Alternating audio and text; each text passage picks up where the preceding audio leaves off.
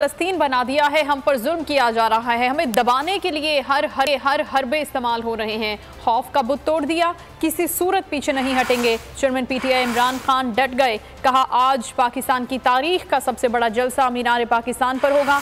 अवाम की बड़ी तादाद जलसे में शिरकत के लिए निकलेगी। कौम को बताऊंगा मुल्क को किस तरह दलदल में फंसा दिया गया।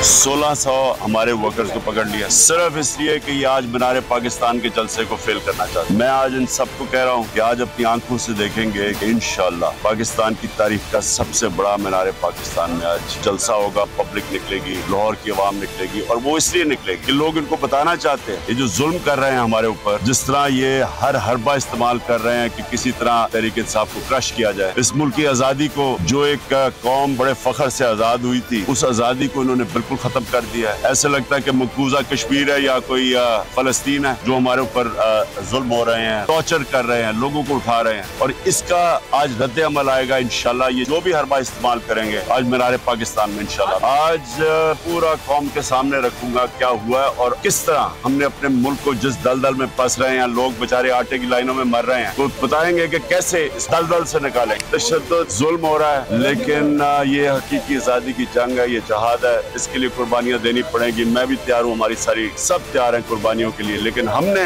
किसी सूरत पीछे नहीं हटना। ये जो डराने की कोशिश कर रहे हैं या इस वक्त खौफ की जंजीरें हमने तोड़ दी है।